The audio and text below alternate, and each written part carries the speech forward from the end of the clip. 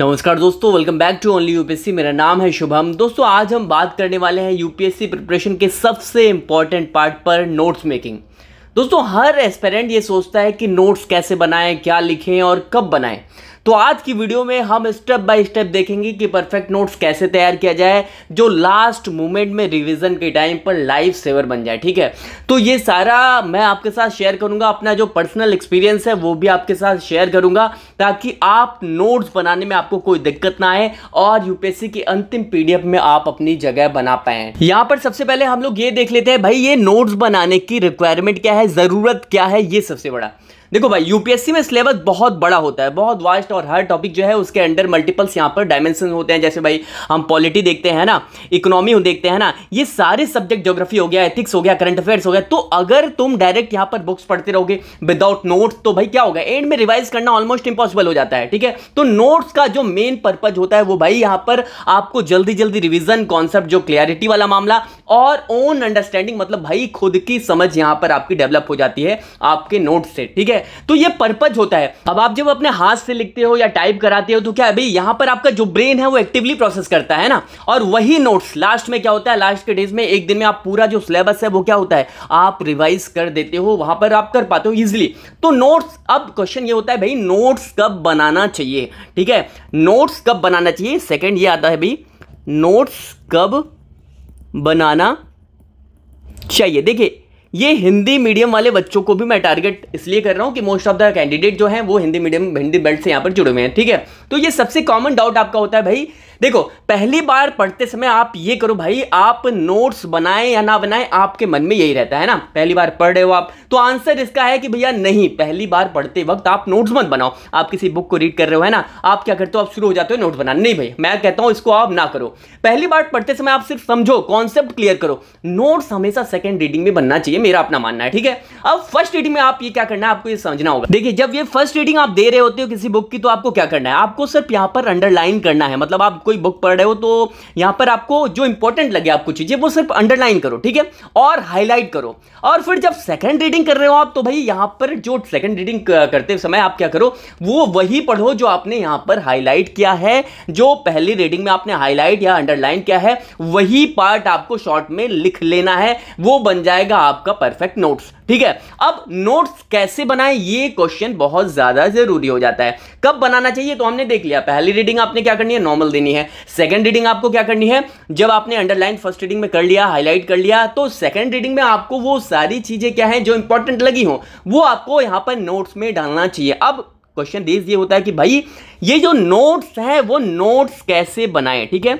Notes making process क्या होना चाहिए। ठीक है, देखिए सबसे पहले भाई स्टेप को समझो, यहां पर सिलेबस को आपको समझना होगा, यूपीएससी के सिलेबस को आपको समझना होगा। कहने का मतलब यह है कि भाई अच्छे से सिलेबस को आप ब्रेक करो, हर सब्जेक्ट को क्या करो, हर सब्जेक्ट के जो टॉपिक्स हैं उसको लिख लो। जैसे पॉलिटी हो गया, पॉलिटी में जो मूल अधिकार है यानी फंडामेंटल राइट जो है भाई वो आप लिखो। इकोनॉमी के जैसे इन्फ्लेशन हो गया टॉपिक, और यही मतलब ये सारे जो टॉपिक्स हैं हर सब्जेक्ट के उसको ब्रेक कर लो, तोड़ लो भाई, और यही बेस बनेगा भाई तुम्हारे नोट्स के स्ट्रक्चर का। ठीक है, तो ये क्या भैया, आपको यहां पर हर टॉपिक को तोड़ लेना है। सेकंड स्टेप में अपन लोगों को क्या भैया, सोर्स जो है वो फिक्स करना होगा। सोर्स फिक्स करने का क्या मतलब है भाई, देखो यहां पर जब भी आप कोई बुक पढ़ते हो, कोई सब्जेक्ट पढ़ते हो आप, तो आप क्या करते हो, आप यहां पर एक सब्जेक्ट की मल्टीपल बुक्स यहां पर पढ़ना शुरू कर देते हो। लेकिन इससे बचना चाहिए। कहने का मतलब यह है कि आप किसी एक सोर्स के साथ जाओ। जैसे आप इकोनॉमी के लिए आप कर रहे हो तो इको के लिए आप किसी एक बुक पर यहां पर डिपेंड रहो। ऐसा ना हो कि इको के लिए आपने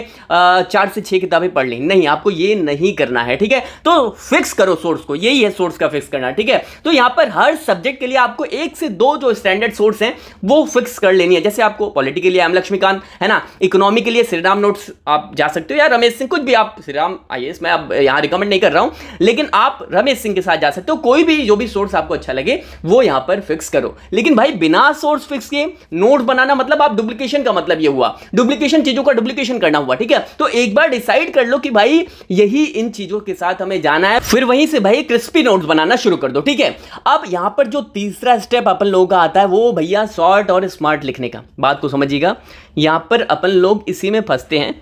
क्या भैया, शॉर्ट और स्मार्ट नोट्स क्या मतलब है इसका। देखिए आप लगातार जब नोट्स बनाते हो तो आप रीडिंग करते हो किसी बुक की, है ना, अब फिर इसके बाद आप अपने नोट्स बनाना शुरू करते हो। लेकिन होता क्या है कि उस बुक के बाद जब आप जो नोट्स बनाते हो वो एक नई बुक तैयार हो जाती है आपके हैंड रिटन में, है ना, कि आपने जो बुक में लिखा है वही आप यहां पर पब्लिश कर देते हो अपने हाथ से, ठीक है। तो इससे आपको बचना चाहिए। कहने का मतलब यही है कि भाई यहां पर आपको नोट्स बनाते समय भाई ये आपको ध्यान रखना होगा कि भाई आप पैराग्राफ लिखने मत बैठ जाओ। कहने का मतलब यही है कि आप पैराग्राफ लिखने जो है वो मत बैठ जाओ, ठीक है।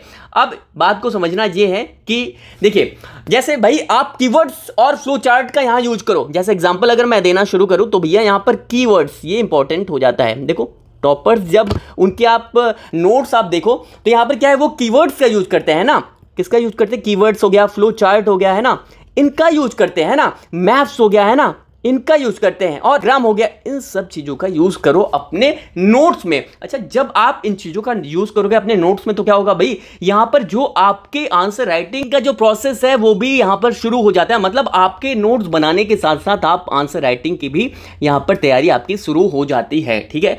अब ये क्या भैया, ये इन चीजों को आप, अब देखो दूसरा ये है कि भाई जब भी आप अपने नोट्स बनाओ चीजों को शॉर्ट रखो। शॉर्ट का मतलब ये है कि भाई आप चीजों को ऐसा मत करो, देखो लेंथी की तरफ आप मत बढ़ो। अब जैसे यहां पर एग्जांपल देकर मैं समझाने की कोशिश करूं तो यहां पर अगर हम बात करें कि पार्लियामेंट जो है वो कंट्रोल करती है प्रशासन को। एक एग्जांपल दे रहा हूं आपको, बस इस पे आप मत समझना, बस मैं एक एग्जांपल दे रहा हूं। तो आप यहां पर क्या करोगे, आपने लिखना है पार्लियामेंट, पार्लियामेंट, यहां पर आगे कंट्रोल, यहां पर एडमिनिस्ट्रेशन, एडमिनिस्ट्रेशन को एडीएम बस लिखकर, मतलब कहने का मतलब यह है कि आप इन चीजों को शॉर्ट फॉर्म में इतना लिखो कि रिवीजन के टाइम पर आप चीजों को समझ सको, मतलब मिनट्स भी लगे, इससे ज्यादा ना लगे। अब चौथा स्टेप आता है भाई, जो करंट अफेयर्स है उसको ऐड करते रहो। कहने का मतलब यह है कि भाई यहां स्टेप 4 में अपन लोग देख सकते हैं जो करंट अफेयर की बात आती है ना, इसको ऐड ऑन करते रहो अपने नोट्स में, ठीक है, इसको ऐड ऑन करते रहो। कहने का मतलब यह है कि जो स्टैटिक आप पढ़ लो,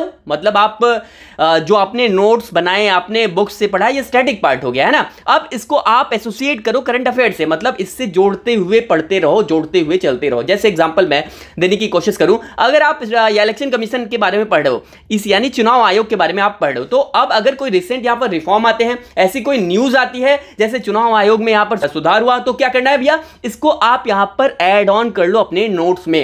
इससे क्या होगा, इससे आपका जो नोट्स है वो डायनेमिक होगा और यूपीएससी रेडी बन जाएगा। मतलब यूपीएससी के पॉइंट ऑफ व्यू से ये जो आपका नोट्स है वो रेडी हो जाएगा, ठीक है। तो इस तरह से आपको क्या है, ये करंट अफेयर को भी ऐड ऑन करना होगा अपने जो भी नोट्स में, ठीक है। अब चौथा स्टेप जो है वो थोड़ा सा हम देखने की कोशिश करते हैं, क्या है। देखिए चौथे स्टेप की अगर हम लोग बढ़े आगे तो यहां पर डिजिटल नोट्स आती है बात, digital versus hand written notes. कहने का मतलब है कई लोग यहां पर कंफ्यूज रहते हैं, डिजिटल वर्सेस हैंड रिटन, ठीक है, नोट्स की बात आती है। देखिए कौन बेहतर है, डिजिटल बेहतर है या हैंड रिटन बेहतर है? तो भाई अब ये बड़ा क्वेश्चन है। देखो यहां पर अगर हम यहां पर हैंड रिटन नोट्स की बात करें तो भाई ये मेमोरी रिटेंशन में ज्यादा हेल्पफुल होता है। कहने का मतलब ये है कि आप चीजों को ज्यादा याद कर पाते हो लिखकर, है ना, ये बेहतर है, ठीक है। माइंड मैप यहां पर इजीली बना सकते हो आप, जब आप अपना आंसर लिख रहे हो खुद से, यहां पर लिख रहे हो, पेन कॉपी लेकर लिख रहे हो, तो क्या है भैया, ये हैंड रिटन में ये तो होता है ना, पेन कॉपी पे लिखते हो, तो भाई यहां पर क्या होता है, यहां पर आप माइंड मैप इजीली बना सकते हो इसमें। लेकिन यहां पर क्या है, इसके नेगेटिव पॉइंट ये है कि भाई ये टाइम कंज्यूमिंग ज्यादा है, मतलब समय ज्यादा लेता है। वहीं डिजिटल नोट्स की अगर हम बात करें तो भाई ये इजीली क्या होता है, एडिटेबल होता है, मतलब आप इसको जल्दी से ही क्या एडिट भी कर पाएंगे। कोई अपडेट आए, जैसे इलेक्शन कमीशन में मैंने ऊपर बताया, कोई अपडेट आए तो आप इसको क्या करेंगे, तुरंत यहां पर इरेज करके और इसे अपडेट कर लेंगे, है ना। और यहां सर्च भी करना है, कोई कीवर्ड्स आपको सर्च करना, सीधा आपने पीडीएफ में डाला और वो वर्ड डाला और सीधा सर्च किया आपने, यहां पर एंटर कर गया कि कहां पे ये जो कीवर्ड्स है वो मैंने लिखा है नोट्स में, ठीक है। तो ये सीधा सीधा जो डिजिटल नोट्स होता है वो भाई क्या होता है, यहां पर हम कह सकते हैं कि भाई ये ऑर्गेनाइज्ड होता है ज्यादा, है ना। जैसे ये टूल्स होते हैं भैया, हम इन चीजों का यूज कर सकते हैं, गूगल डॉक्यूमेंट्स का, नोशन का, एवर नोट का, वन नोट का, इन सब टूल्स का यूज यहां पर डिजिटल नोट्स में इजिली कर पाते हैं, ठीक है। अब बेस्ट स्ट्रेटजी क्या होनी चाहिए ये थोड़ा सा हम लोग देख लेते हैं। देखिए यहां पर स्टैटिक सब्जेक्ट को आप ये कह लो, मेरे हिसाब से आप जो हैंड रिटन नोट्स हैं उसको आप बना लो। कहने का मतलब ये है, अगर हम बेस्ट चीज़ों की बात करें तो जो आप कहने का मतलब आप जैसे बुक्स पढ़ रहे हो, है ना, यहाँ पर जब बुक पढ़ रहे हो आप, तो यहाँ पर आप इसके नोट्स आप क्या कर लो, आप अपने हैंड रिटन में बना लो, ठीक है, हाथ से बना लो, ठीक है। और जब भी करंट अफेयर की बात आती है तो इसको मैं ये सजेस्ट करूंगा कि आप इसको डिजिटल नोट्स में रखो, ताकि एडिटिंग वाला मामला था यहाँ पर देखने को मिलता है। जो करंट अफेयर है वो डिजिटल रखो, कहने का मतलब है आप टैबलेट पे बना लो नोट्स यहाँ पर सीए का, करंट अफेयर्स का। तो ये मेरी तरफ से आपके लिए ये सलाह होगी, ठीक है। चलिए थोड़ा सा देख लेते हैं नोट्स को ऑर्गेनाइज कैसे करें, ठीक है।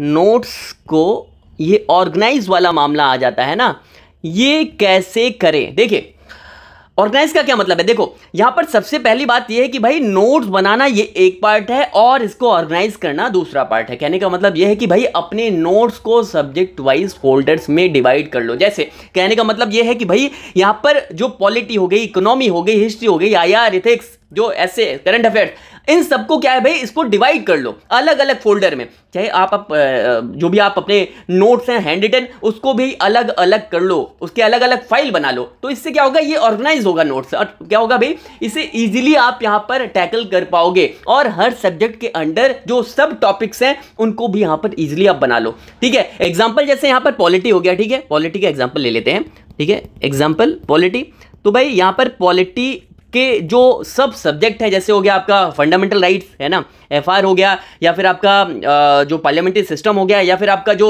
जुडिशरी हो गई, ठीक है। तो ये क्या है भाई, ये जितने भी सब टॉपिक्स हैं इनके अलग अलग फोल्डर आप बना लो, ठीक है। अब इसमें क्या है, रिवीजन के टाइम पर आप एक तरीके से आप ये कह लो एक जगह सारी चीजें मिल जाएंगी, ठीक है। तो ये क्या है, इस तरह से आपके नोट्स वो इजिली आप बना सकते हो, ठीक है। अब रिवीजन की जो स्ट्रेटजी है नोट से वो क्या होनी चाहिए, थोड़ा सा हम समझने की कोशिश करते हैं। देखिए अगर हम नोट से रिवीजन की स्ट्रेटजी देखने की कोशिश करें तो भाई यहां पर जो यूपीएससी की प्रिपरेशन है उसमें भाई सक्सेस की जो की है, चाबी है, वो सिर्फ एक है, रिवीजन, रिवीजन एंड रिवीजन। मैं बार बार कहता हूं ये बहुत ज्यादा जरूरी है। तो भाई अपने नोट्स को मिनिमम 3 to 4 टाइम्स यहां पर रिवाइज करो। एक छोटी सी टिप्स मैं यहां पर देने की कोशिश आपको करता हूं। देखो एक बार जो पहला रिवीजन है वो भाई फर्स्ट रिवीजन आप अगर कर रहे हो तो ये भाई एक हफ्ते में एक रिवीजन आपका हो जाना चाहिए, ठीक है। सेकंड रिवीजन अगर आप कर रहे हो, ठीक है, तो ये भैया 15 दिनों बाद आपका होना चाहिए। ये क्या है, फर्स्ट वीक में हो जाना चाहिए। सेकंड जो रिवीजन है 15 डेज में हो जाना चाहिए। थर्ड रिवीजन की अगर हम बात करें, तो भाई ये जो है ये प्रीलिम्स के पहले पहले आपका होना चाहिए मेरे हिसाब से, ठीक है, प्रीलिम्स के पहले पहले। और अगर हम फोर्थ रिवीजन की बात करें तो भाई ये फोर्थ जो रिवीजन है वो मेंस के पहले आपका हो जाना चाहिए। कहने का मतलब ये 4 रिवीजन आपको यहां पर कर लेना चाहिए अगर स्मार्टली आप प्रिपेयर कर रहे हो। और हर रिवीजन के टाइम पे भाई आपके जो शॉर्ट्स नोट्स हैं वो थोड़ा सा बना लो, क्रिस्पी जो नोट्स हैं वो बना लो। एंड तक आपके पास यहां पर 20 से 25 पेजेस में जो मैं कहता हूं बार बार 20 से 25 पेजेस में ये जो पूरा सिलेबस है वो कवर हो जाएगा, ठीक है। ये अगर आप कर लेते हो और आपका जो पूरा सिलेबस है हर सब्जेक्ट का वो 20 से 25 पेज में अगर आपका आ गया तो मान कर चलिए आप टॉपर बनने के करीब हैं, ठीक है। क्योंकि टॉपर की कॉपी आप देखो, उनकी जो कॉपी निकल कर सामने आती है, मतलब हैंड रिटन कॉपियां जो आती हैं वो आप देखो कि 20 से 25 पन्नों में वो पूरा हिस्ट्री कवर कर लिया उन्होंने, पूरी पॉलिटी कवर कर ली, और आप उसे लेकर घूमते रहते हो। क्यों? अब देखो वो 25 पन्नों में कुछ नहीं होना आपका, आप टॉपर के नोट से कुछ नहीं कर पाओगे। ये इतना जो मैंने आपको बताया, लंबा डिस्कशन किया, ये सारा कुछ होने के बाद 20 से 25 पेज में वो उनके जो नोट्स हैं तब आप आते हैं, ठीक है। और आप इसी 20-25 के पीछे भाग रहे हो, उसके पीछे की जो स्ट्रेटजी है, जो रणनीति है आपने देखी ही नहीं, और आपको लग रहा है 25 पेजेस में मेरा काम हो जाएगा। नहीं भाई, ऐसा नहीं होता है। ये कॉमन मिस्टेक अवॉइड करो, मैं बार बार कहता हूं, ठीक है। तो चलिए अब थोड़ा सा देखते हैं कई लोग यहां पर जो मिस्टेक्स है, सिली मिस्टेक्स आप करते रहते हो वो क्या हैं। देखिए ये मिस्टेक्स अवॉइड करने चाहिए। कैसे जे? हर बुक से भाई अलग नोट्स बनाना बंद कर दो। मैं बार बार कहता हूँ, आपने ये पढ़ा ABCDE इनफाइनाइट तक, आपने 50 किताबें पढ़ ली है ना, सबके इसके अलग नोट्स बनाए, इसके अलग नोट बनाए, इसके अलग भाई, इसके अलग, सबके अलग बनाते चले जा रहे हो। ये मत करो भाई। पैराग्राफ में यहां पर जो लिख देते हो आप, पैराग्राफ्स लगातार लंबे लंबे, इसको भी करना बंद करो। मैं बार बार कह रहा हूं, आउटडेटेड जो करंट अफेयर्स हैं उसको लिखना बंद करो। कहने का मतलब यह है कि आउटडेटेड करंट अफेयर्स का मतलब क्या भाई, जैसे आपने यहां पर करंट अफेयर्स की जो प्रिपरेशन है वो 3 साल या 4 साल पुराने आपने शुरू कर दी कि भाई यूपीएससी 3-4 साल पुराना भी पूछ रहा है, तो भाई ये आउटडेटेड हो गया। ठीक है, चीजें 1-2 क्वेश्चन आपको सामने देखने को मिलती हैं, लेकिन भाई आउटडेटेड करंट अफेयर से बचना चाहिए आपको, लिखना बिल्कुल नहीं चाहिए। आप 4 साल पुराना आप करंट अफेयर अपने नोट्स में यहाँ पर लिखते चले जा रहे हो, कुछ नहीं होना भाई उससे। 1 क्वेश्चन हार्डली 2 भाई कुछ नहीं होना इससे, सबका यहां पर गलत होने आया। तो कहने का मतलब है ये मत करो। और भाई नोट्स रिवाइज ना करना, ये आपकी कॉमन मिस्टेक है, ठीक है, ये कॉमन मिस्टेक्स में है भाई। नोट्स लोग रिवाइज ही नहीं करते। आपने नोट्स बना लिया, उसके बाद हो गया भाई, हाँ हमारा तैयार हो गया, सब कुछ हो गया, मेरी प्रिपरेशन जो है वो कंप्लीट हो गई है, अब कुछ नहीं करना। नहीं भाई, आपके जो नोट्स हैं वो मल्टीपल टाइम्स रिवाइज होना चाहिए, मैंने ऊपर बताया है, ठीक है। तो भाई ये आपको रिमेंबर करना है भाई, नोट्स कम हो, रिविजन ज्यादा हो, यही भैया सक्सेस का मंत्र है यूपीएससी में। क्लियर, ठीक है। बोनस टिप्स थोड़ा सा देने की कोशिश करता हूं आपको। देखिए, अब कई लोग देखते हैं टॉपर्स की कॉपी, है ना, आप लोग देखते होंगे ये टॉपर्स की कॉपी देखते होंगे, है ना, कई पेन यूज हुए हैं, ठीक है। देखो कलर्स पेन यूज करो आप, ठीक है। क्या भैया, ये जो कलर्स पेन है वो यूज करो हाईलाइट करते वक्त, है ना, अंडरलाइन करते वक्त। देखो इससे क्या हो गया, इससे विजुअल मेमोरी जो है वो बेटर हो गया आपकी। मतलब आप अपने नोट्स आपने ओपन किया, जहां हाईलाइट किया हुआ है वहां तुरंत आपकी नजर जाएगी, ठीक है। और हाईलाइट किसको करते हो आप, जो इंपॉर्टेंट होता है ना। तो इससे क्या होगा भाई, आपकी जो मेमोरी है वो क्या होगी, स्ट्रांग होगी। विजुअल जो देख रहे हैं वो स्ट्रांग मेमोरी आपकी क्रिएट करेंगे, ठीक है। अपने नोट जो है वो भाई उसमें पीवाईक्यूज के रेफरेंस लिखो। कहीं भी आप बना रहे हो नोट्स, आपको लगे कि इस टॉपिक से पूछा गया है पीवाईक्यूज में, मतलब पिछले सालों में, तो यहां पर पीवाईक्यू आप अंडरलाइन कर दो, ठीक है। अब वही वीकली करंट अफेयर्स के शॉर्ट बुलेट नोट्स आप बनाओ, ठीक है। मतलब हफ्ते में जो करंट अफेयर चल रहे हैं भाई उसके शॉर्ट्स बुलेट नोट आपके बनने चाहिए, ठीक है। और भाई इसी के साथ साथ आपका जो स्टैटिक और करंट अफेयर्स वाला मामला है, दोनों को लिंक करने की हैबिट बनाओ। ये बहुत बड़ा स्टेटमेंट मैं आपको बोल रहा हूं। क्या, जो static plus current affair, static का मतलब ये होता है भाई, अच्छा कई लोगों को स्टैटिक पता है ना भाई, स्टैटिक का मतलब आप ये समझिए कि भाई जो आपके जो आपने बुक्स पढ़ी हैं, जो सिलेबस है यूपीएससी का, है ना, पूरा जो आपने, जैसा हिस्ट्री हो गया, हिस्ट्री में सारी जो मूवमेंट्स आपने पढ़े, है ना, जो आपने स्वतंत्रता संग्राम की बातें पढ़ी, मतलब जो स्टैटिक पार्ट है उसको, और करंट अफेयर में जो चीजें चल रही, इन दोनों को यहां पर जोड़ने की कोशिश करें। अगर इनको लिंक करना आपने सीख लिया तो भाई ये सक्सेस आपके पास होगा। ये यूपीएससी कि जो हॉली पीडीएफ है वो आपके पास आपके नाम के साथ होगी, ठीक है। तो भाई ये सारी चीजें आपको करनी होंगी। भाई देखो भाई, ये जो यूपीएससी है वो एक मैराथन है, मैं बार बार कहता हूं, ठीक है। यहां पर सरवाइव कर पाएगा जो सस्टेनेबल स्ट्रेटजी के साथ आगे बढ़ेगा। सस्टेन करते हुए आगे बढ़ने की अगर कैपेसिटी आप में है तो यूपीएससी आपके लिए है, अदरवाइज नहीं भाई, ठीक है। तो बस यहां पर आपको कंसिस्टेंट रहो और भाई हर बार अपने जो नोट्स हैं उसको रिफाइन करते जाओ। एक टाइम आएगा जब भाई एग्जाम के एक दिन पहले ये जो आपके नोट्स है ना, ये सबसे बड़ा आपका हथियार होगा, ठीक है।